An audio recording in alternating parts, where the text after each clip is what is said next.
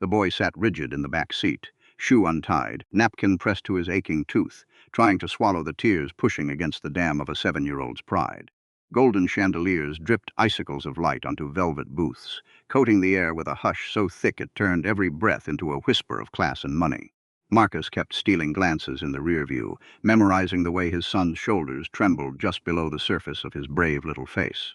The metal lunchbox on Deshawn's lap carried the ghost of peanut butter sandwiches and last lemon candies, a relic from a life where things still made sense and mothers didn't die.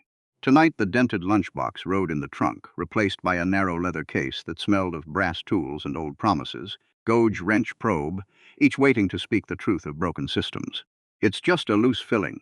Marcus lied through the rearview mirror, voice steady like he could anchor his son to solid ground with nothing but words.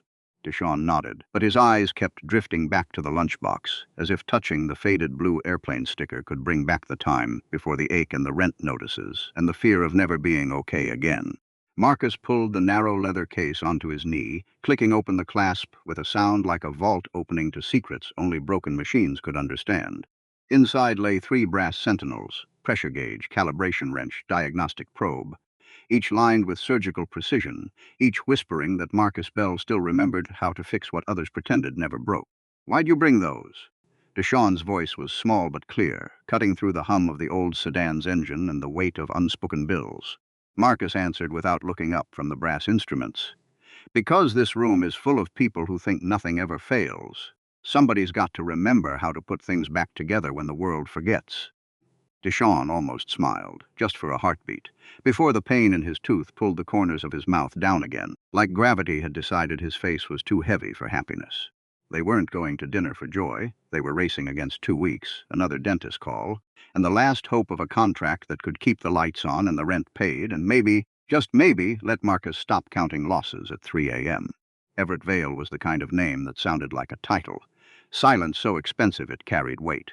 A presence so polished it erased any doubt about who held the power in the room they were about to enter.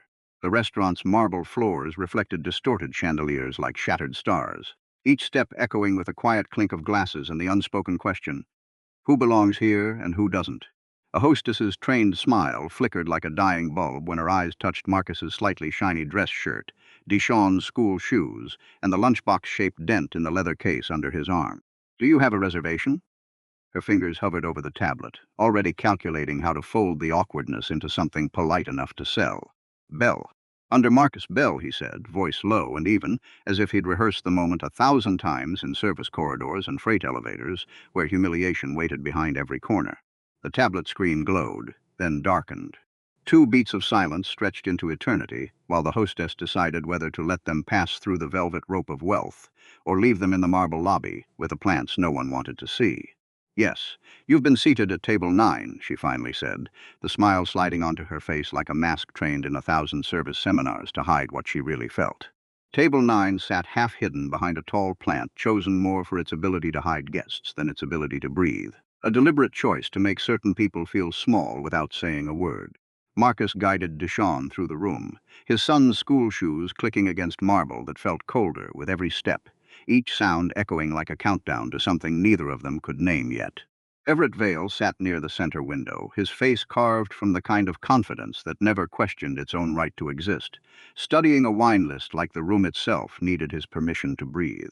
Vale's fingers traced the paper edges, each movement deliberate, each pause calculated to remind everyone in earshot that he moved through the world like a god who had never heard the word no in a way that mattered. Marcus had seen men like Vale before, boardroom titans, acquisition kings, men who called efficiency when they meant people would pay until there was nothing left to take. Vale's attention drifted toward them, paused on Deshawn's lunchbox in the boy's hands, and something in the room shifted like tectonic plates grinding beneath polite conversation.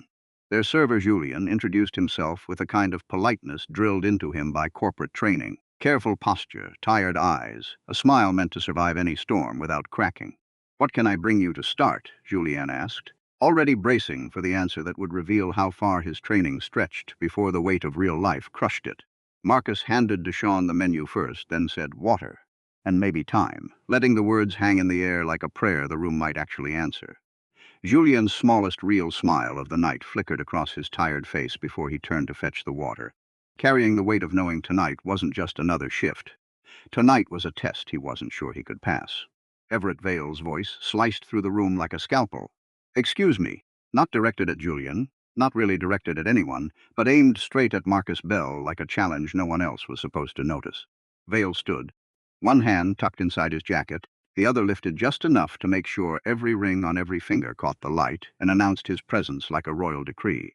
Then he began speaking in French, a performance slow and mocking, each syllable deliberate enough to make everyone within earshot feel his existence was a favor granted only to the worthy. Marcus understood every word Vale carved into the air, each phrase slicing deeper as the man described the maintenance man and the boy in the corner, and how charming it was when service people tried to dine above their station. Vale's laughter curled through the room, sharp and amused, while the woman beside him chuckled like an echo trained to applaud on cue, and the two suited men simply watched, neither laughing nor stopping the performance. Julien's face tightened like a wire pulled too far, his eyes jumping from Vale to Marcus, then down to the floor, as if wishing he could fold himself small enough to disappear into the marble tiles.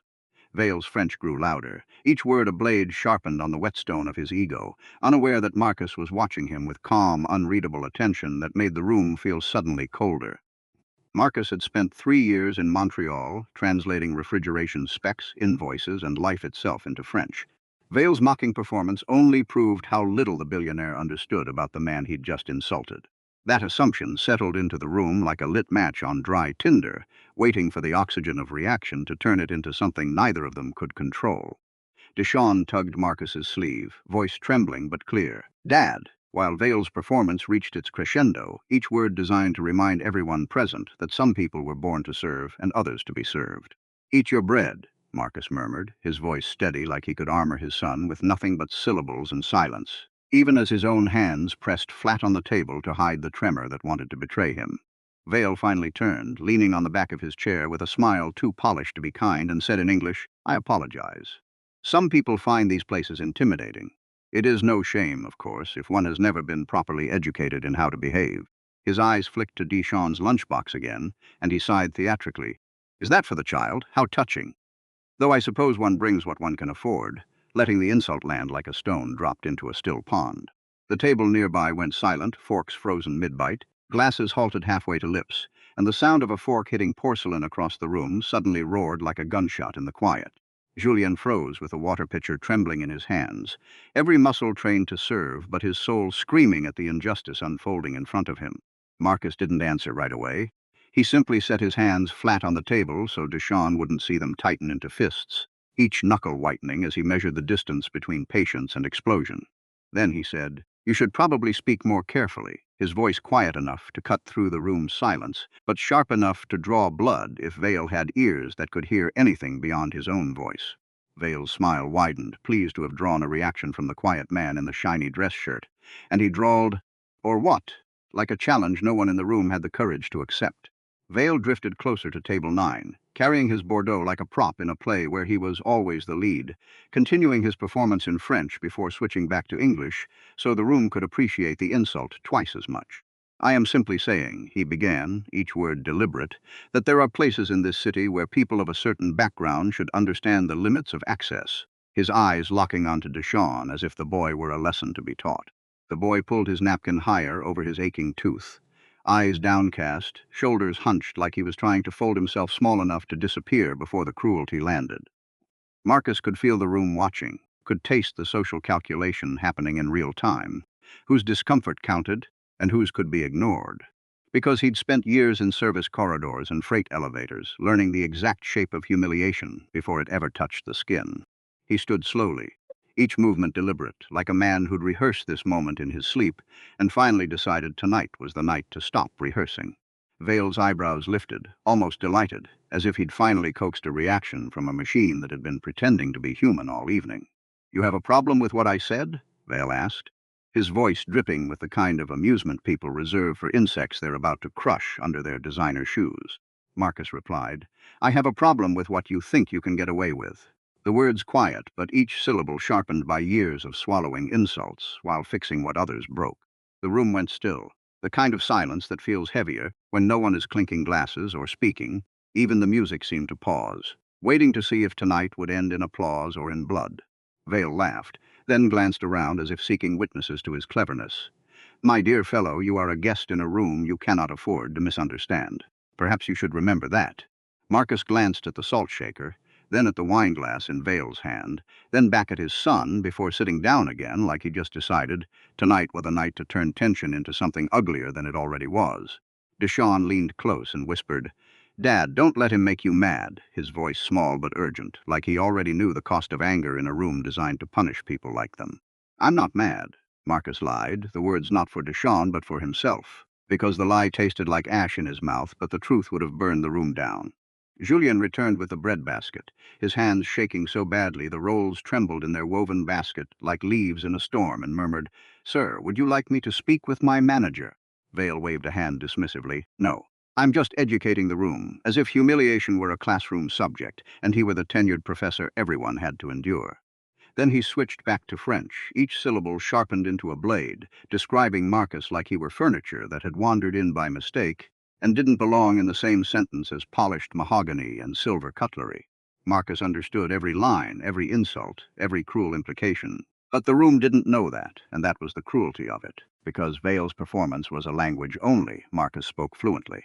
A woman at the neighboring table frowned slightly, unsure whether she'd missed something important or whether she'd just witnessed a new form of theater she wasn't prepared to critique. One of Vale's suited companions gave Marcus a quick glance, then at Vale, then away again like a man checking the weather before deciding whether to close the umbrella. The silence widened, stretching between them like a rope taut enough to snap, and Deshawn looked up with eyes too old for 7 years. What did he say? Marcus paused just long enough for the room to feel the weight of the question pressing down on every shoulder, then said, He said a lot of things, none worth keeping. Vale's mouth twitched. You speak as if you understand French. His tone daring Marcus to prove he wasn't just another maintenance man pretending to be something he wasn't. Marcus looked at him, eyes calm and unreadable, and said, I do, letting the two words hang in the air like a challenge no one in the room had the courage to accept. The smile on Vale's face stayed in place, but something flickered behind his eyes, just for a heartbeat, like a light dimming when it realized the room had just witnessed something it couldn't unsee. Around them, the room went still in that special way it does when people realize they may have misread the moment, but aren't yet prepared to admit it, even to themselves. No one clinked a glass, no one spoke. Even the music stepped back like it needed room to breathe before whatever came next crushed it entirely. Vale recovered quickly, as he always did, because the world had never forced him to recover from much of anything. His advantage was a lifetime of never facing consequences for cruelty. So you understand me, he said, voice dripping with false delight. Wonderful. Then perhaps you also understand this. I do not like being challenged by someone seated near the kitchen door. He turned toward Julien, the command dripping from his tongue like syrup. Move them. The word sharp enough to cut through the server's training and hit the man's soul like a slap. The server hesitated, caught between the weight of his training and the weight of his conscience, looking at Marcus with a helpless apology that made the whole thing worse. Because Julien knew the order was wrong and knew he'd obey it anyway. Marcus sat still, watching the scene unfold, like a man who'd spent years in the wings of other people's lives, knowing exactly how the script ended but too tired to change the ending tonight. Deshawn's small fingers crept to the lunchbox on the table, closed around the handle and whispered, Dad, we can go, his voice breaking just enough to let Marcus know tonight was about to cost more than rent money. Marcus looked at his son, then at the room, then at the rent notice folded beside the microwave, then at the dentist's appointment that refused to wait any longer, and felt the world's edges blur for just a heartbeat. He thought of the way Deshawn had started sleeping with his jaw slightly open, because the tooth hurt less that way, of the lunchbox in the trunk carrying the ghosts of peanut butter sandwiches and lemon candies. Then Deshawn looked down at the lunchbox and said softly, Mom would have hated him, the words hitting Marcus so hard they nearly took the air from his chest. Not because they were dramatic, but because they were true. Nadia had been the kind of woman who could make a room straighten itself without raising her voice, who'd spent her life telling Deshawn that dignity wasn't a luxury item. It was the floor under your feet, the air in your lungs, the thing no one could take away. Marcus reached for the lunchbox in Deshawn's hands and set it gently beside his own chair, the metal clink sounding like a gavel declaring that tonight would not end in surrender. He stood, facing Vale across the table like a man who'd finally decided the rehearsals were over and tonight was opening night, whether the audience was ready or not. Vale smiled in anticipation, thinking he'd finally won the room, and Marcus said, Julien, bring my son a clean spoon and a glass of water, no ice. The server blinked, caught between relief and confusion. Sir, the word barely escaping his lips as if he couldn't believe his ears or Marcus's courage. Please, Marcus added, letting the word hang in the air like a promise that tonight might end differently than anyone expected. Julien nodded and hurried off, carrying the smallest spark of hope like a candle in a hurricane, while Vale watched the exchange with narrowed eyes, his performance momentarily disrupted by something he couldn't control. Marcus turned back to Vale, the room's silence pressing down like a physical weight, and said, "You've spent 10 minutes talking about class like it protects you from character. It doesn't." Vale gave a dismissive laugh, the sound like glass shattering against marble. "And what protects you?" His tone daring Marcus to prove he had more than empty hands and a child's faith. Marcus's answer came without heat, without drama, the quietest kind of strength. "My work," the two words landing like a verdict the room couldn't appeal. That should have ended it. But Vale's ego was a creature that fed on resistance, and he leaned in just enough to let the next insult land, where the room could hear it like a physical blow. "Your work?" he sneered. "Men like you say that when they have no idea what real work is worth." His voice dripping with the kind of disdain people reserve for people they've already decided are beneath them. Something in the tone pushed Deshaun to the edge of tears, his small shoulders trembling like leaves in a storm. And Marcus saw it instantly, the moment when his son's faith in the world would shatter or be saved. He didn't raise his voice. He didn't throw the glass. He didn't curse the room with words that would echo forever in his son's memory. Instead, he reached into the leather case and removed the cracked diagnostic probe with its repaired handle. "Do you know what this is?" he asked, placing the brass instrument on the table between them like a judge's gavel, declaring the truth was about to be heard. Vale looked at it like it were dirt on his designer shoes. No, the word barely escaping his lips, as if the very idea of understanding broken systems belonged in the same category as garbage. Marcus's voice remained steady, calm, the kind of quiet that makes explosions feel inevitable. "Neither did the men who built the system that kept this building from flooding last year.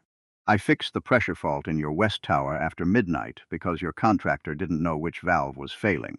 The room changed again, the kind of shift that happens when a secret too big to ignore finally surfaces from the depths of polite lies and polished surfaces. Vale's expression faltered by a degree. Not enough to break his composure, but enough to let Marcus know the first crack had appeared in the armor of arrogance. Marcus continued, still calm, still quiet. "I also know your company billed the board for a full replacement they never needed. I did not mention it before because I was here for dinner, not for a performance." That was the second frozen moment. The waiter stopped moving mid-step. The woman in silver jewelry stopped smiling mid-law, and one of Vale's suited companions lifted his head so slowly it looked like he was waking from a nightmare he couldn't remember. Vale stared at Marcus, the words finally landing in his consciousness like stones dropped into a still pond, ripples spreading through his carefully constructed world of privilege and power. The billionaire's jaw tightened. "You're claiming you worked on my building?" The question coming out like a challenge to a god who dared to speak back. Marcus answered without drama. "I'm saying I know what your people did after the storm last spring," letting the words hang in the air like a verdict the room couldn't ignore. Julien returned with a water and spoon, his hands still trembling, then stopped mid-step when he realized no one was looking at him anymore, every eye in the room fixed on the drama unfolding at table 9. Marcus took the glass from the server and set it beside Deshaun's lunchbox, the clink of glass against metal sounding like the first note of a symphony no one wanted to hear but couldn't stop listening to. He had no desire to escalate for humiliation's sake. He only wanted the truth to stay upright long enough to be seen, like a man holding a candle in a hurricane, knowing the light might not save him but refusing to let the darkness win. Vale's jaw tightened further. "My people." The question dripping with a kind of arrogance that assumes compliance is the natural order of things. Marcus said, "Your contractors, your lawyers, your accounting department. Everybody who thought the report would never be checked by someone who actually understood the system." Each word a hammer strike on the anvil of Vale's ego. The suited man at Vale's table shifted uncomfortably, his eyes flicking between Marcus and Vale like a man checking the weather before deciding which umbrella to open. Marcus had caught the first crack in the dam of arrogance, but he didn't push it yet. He looked at Deshaun instead and said, "Eat your bread," the command simple and ordinary in a room that had just become anything but. The boy obeyed, taking a small bite with the serious concentration of someone trying to be older than 7, his napkin still pressed to his tooth like a shield against the world's cruelty. Vale watched them for a long second, his thin smile returning like a mask sliding back into place, and said, "Interesting. So you work in maintenance, and suddenly you've become a forensic accountant."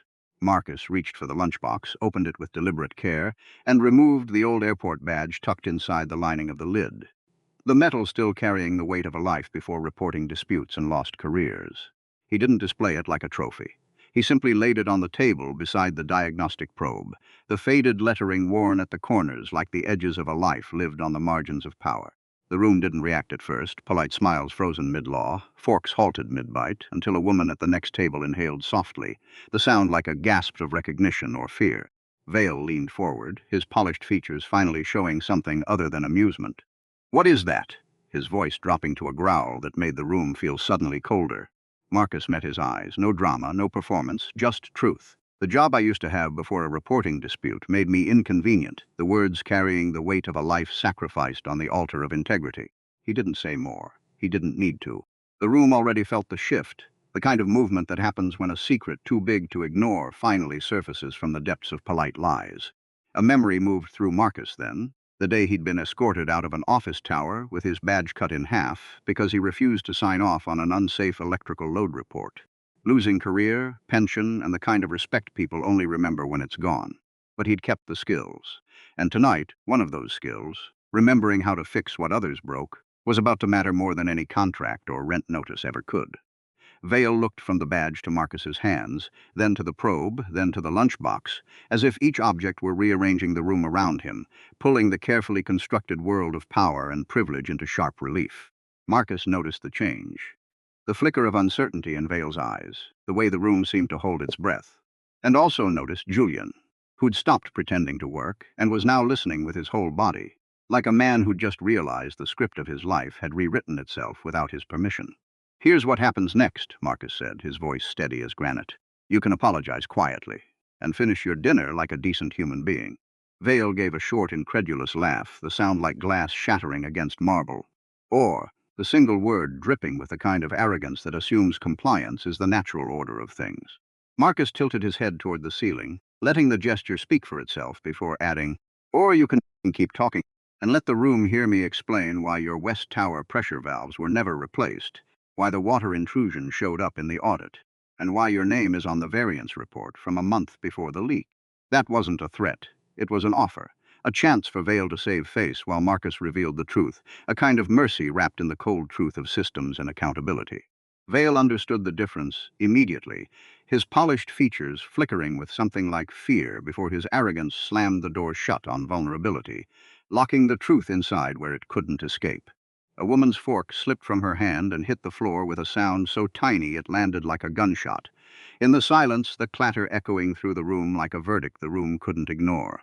Vale's face changed, not all at once, but in layers. Irritation first, then calculation, then the quick, unpleasant realization that he was no longer the only person in the room who understood how systems worked and how easily they could be broken.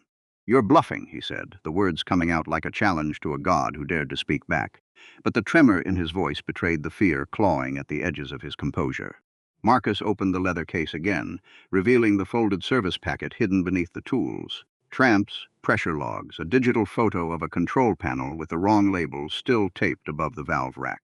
He hadn't intended to use it tonight. He'd carried it because old habits die slowly, like ghosts refusing to leave the places they once called home. Now he laid the packet down without drama, the simple act of unfolding paper, sounding like a verdict the room couldn't appeal. "Read the third page," he said, letting the command hang in the air like a challenge no one could refuse.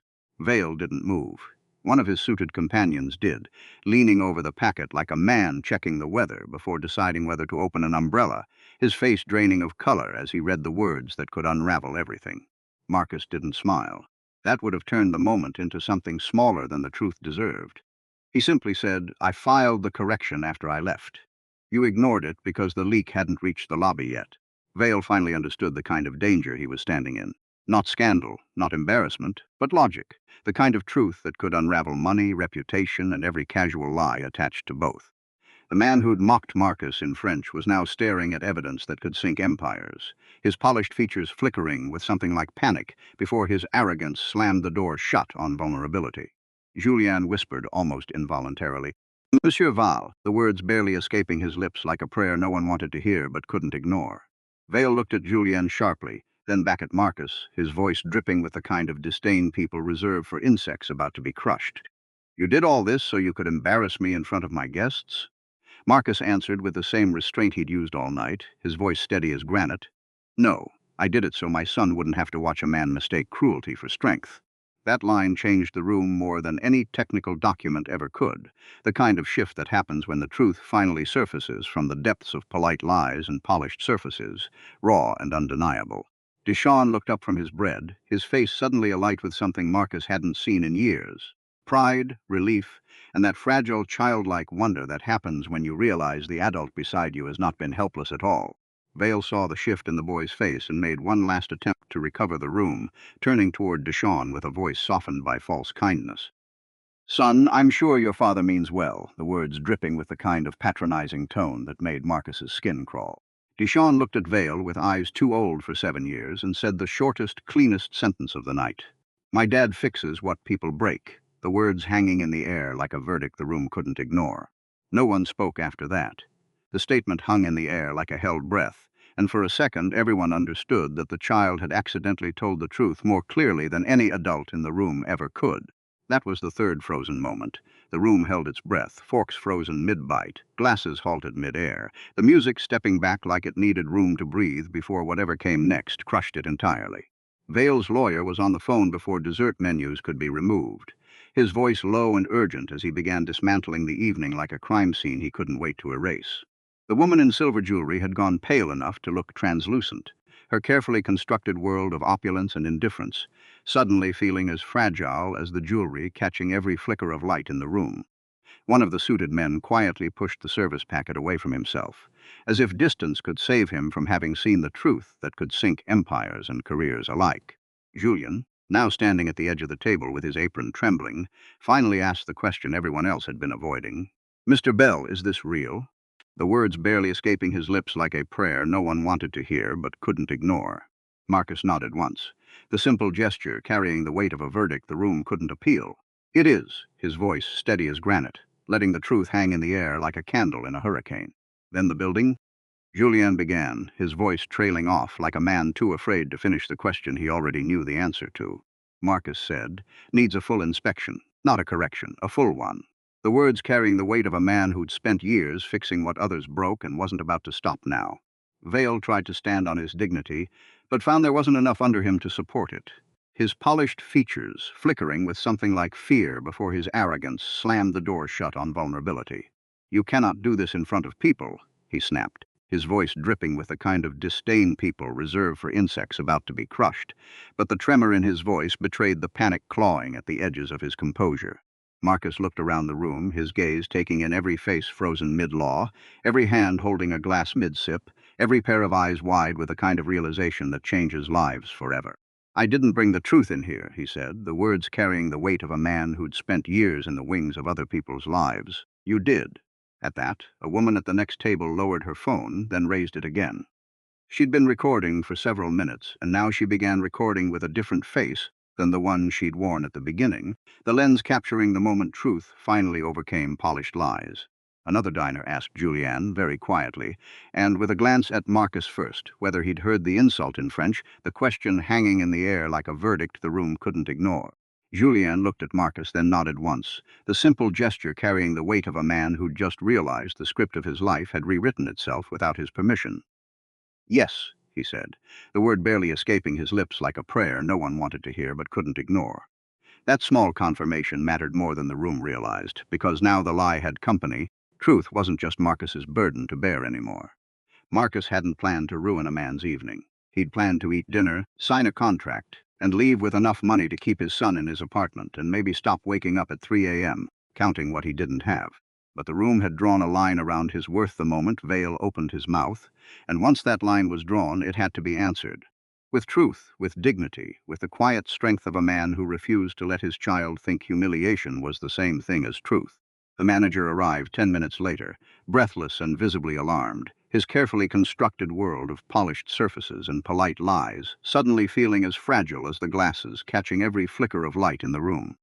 By then, Vale's dinner table had become a legal problem, the kind of situation that could unravel empires and careers alike, and the manager's attempt at a smile failed like a candle guttering in a storm. Marcus handed him the packet. "Start with the pressure logs," he said, the simple command carrying the weight of a verdict the room couldn't appeal. Truth had finally surfaced from the depths of polite lies. The manager opened the packet, read 2 pages, and went very still, his carefully constructed world of polished surfaces and polite lies suddenly feeling as fragile as the glasses catching every flicker of light in the room.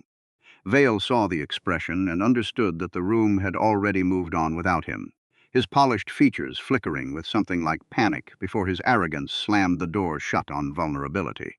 The woman in silver jewelry stood up first, her carefully constructed world of opulence and indifference suddenly feeling as fragile as the jewelry catching every flicker of light in the room. She didn't raise her voice. She simply said she no longer wished to continue the meeting, the words carrying the weight of a verdict the room couldn't ignore. Truth had finally surfaced from the depths of polite lies. The two suited men followed, their carefully constructed world of polished surfaces and polite lies suddenly feeling as fragile as the glasses, catching every flicker of light in the room, each step taking them further from the man who'd built his empire on cruelty disguised as efficiency. And then, in a slow and very expensive-looking disaster, Everett Vale found himself being left behind by the only people in the room who had mattered to him 5 minutes earlier, his polished features flickering with something like panic before his arrogance slammed the door shut on vulnerability. The room didn't cheer. That would have been too easy. Instead, there was a kind of shared quiet that felt more consequential than applause. The kind of silence that happens when people realize they've just witnessed history rewritten in real time. People looked at Marcus differently now, not because he'd revealed money, but because he'd refused to make his dignity negotiable, the quiet strength of a man who understood that some things were worth more than a contract or rent money. 3 months later, Deshawn sat in a new dental chair with both feet swinging, his repaired front tooth making him grin every time he forgot to hide it, the metal chair cold against his small frame. The lunchbox sat on the counter beside him, cleaned and polished, still carrying the faded airplane sticker like a relic from a life, before the ache and the rent notices and the fear of never being okay again. Marcus sat in the waiting room with a contract in his hand, the new one, not from Vale, but from the City Project Board. After the inspection report, he helped produce exposed failures in 3 adjacent buildings and triggered a broader safety review. The work he'd once been punished for had become the thing everyone now needed, the quiet strength of a man who understood that some things were worth more than a contract or rent money. Julien had called twice to ask whether Marcus would consult on the restaurant's ventilation system, because the back dining room still ran too hot, and nobody wanted to pretend that was acceptable anymore. The phone on Marcus's lap buzzed again, a message from Deshawn's school nurse. The boy's missed tooth pain had improved, no more nighttime complaints, the words carrying the weight of a life no longer dominated by fear. Marcus exhaled once, long and slow, the kind of breath that carries the weight of a life sacrificed on the altar of integrity, and finally finds something worth breathing for. On the other side of the glass wall, Deshawn held up his lunchbox and pointed to the airplane sticker, his voice small but clear. "You never threw it away," the words carrying the weight of a life no longer dominated by fear. Marcus smiled, the simple gesture carrying the weight of a man who'd finally decided the rehearsals were over and tonight was opening night whether the audience was ready or not. "No," he answered. "Some things are worth keeping." And for the first time in a long time, the boy believed him without needing to ask why. The quiet strength of a man who understood that some things were worth more than a contract or rent money, finally finding its way into the next generation. The truth about that night wasn't that Marcus Bell defeated a billionaire. It was smaller than that, and better, the quiet strength of a man who kept his son standing upright in a room designed to make them feel small. He did it without shouting, without pretending to be better than the people around him, and without surrendering the part of himself that knew how to build, repair, and read a system before it failed. That is what dignity looks like when nobody is handing it to you. Not a speech, not a trophy, just a man refusing to let his child think humiliation is the same thing as truth. Later, when Deshawn asked whether the man in the restaurant had been punished, Marcus paused before answering. The quiet strength of a man who understood that some things were worth more than a contract or rent money, finally finding its way into the next generation. "Maybe," he said, the word carrying the weight of a verdict the room couldn't appeal. Truth had finally surfaced from the depths of polite lies, but some battles weren't about punishment. They were about making sure the next generation didn't have to fight the same fights. But that's not the part you need to remember, Marcus added, his voice steady as granite, letting the truth hang in the air like a candle in a hurricane. Deshawn looked up, eyes wide with the kind of wonder that happens when you realize the adult beside you has not been helpless at all. What part do I need? Marcus tapped the lunchbox lid once, gently, the simple gesture carrying the weight of a man who'd finally decided the rehearsals were over. And tonight was opening night, whether the audience was ready or not. The part where we stayed ourselves, he said, the words carrying the weight of a life no longer dominated by fear. And that was enough. No speech, no trophy, just a man refusing to let his child think humiliation is the same thing as truth. The quiet strength of a man who understood that some things were worth more than a contract or rent money, finally finding its way into the next generation.